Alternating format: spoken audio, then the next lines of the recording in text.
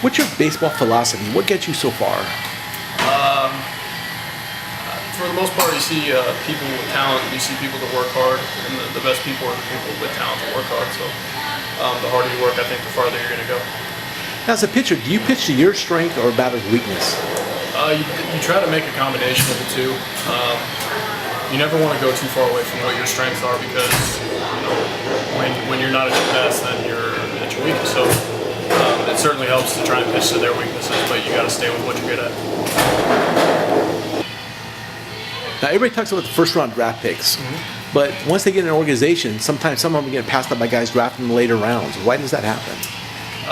For the most part, first-round picks, there's a lot of guesstimating about their potential.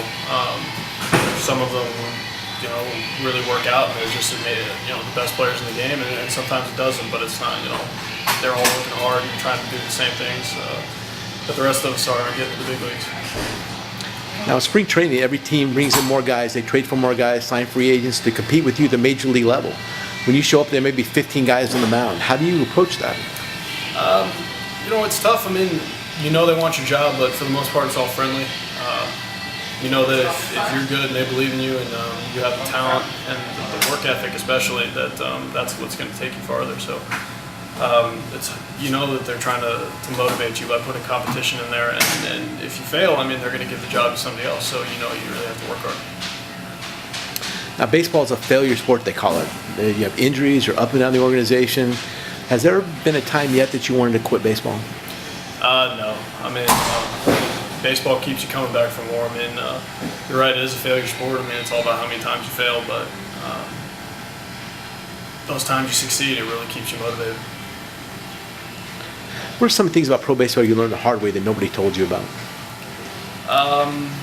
Young guys double up on the bus. Youngest guy, myself, wears the pink backpack.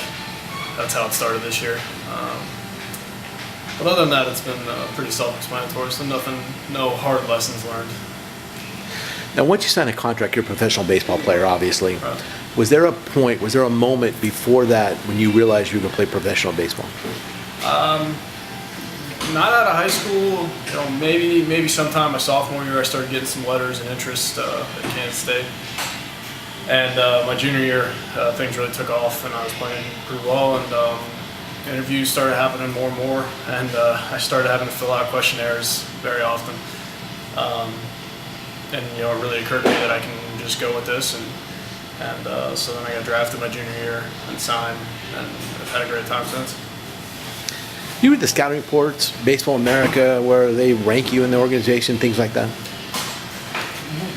Yes, when we read them, Baseball Americas get delivered to locker rooms all the time.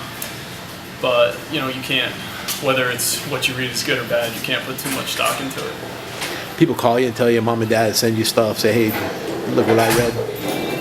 I get family members that text me or call me and say, hey, there's this article, or hey, we saw you on the news or something like that. But nothing too bad.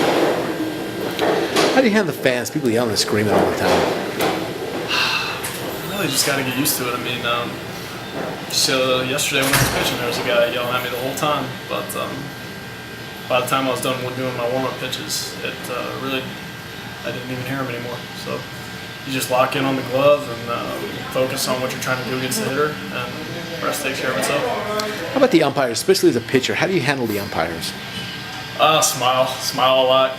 The more you show them up, the worse they're going to be to you. So I always try to introduce myself at some point, try to develop a good working relationship, and typically if they miss a call, try not to get on them too bad, but every now and then something slips. What would you tell a high school kid about professional baseball if he asked you for your advice? What would I tell a high school kid? I would tell them it's all about the work that you do then. I wish I would have worked harder in high school. I had talent, but I didn't really work that hard because I was still succeeding. I would tell high school players the harder you work then, the better your odds are of getting drafted or getting looked at for a Division I program or any of the above. So I would just suggest that the harder they work, the farther they're going to go. Anything else about baseball I didn't cover that you want to tell somebody?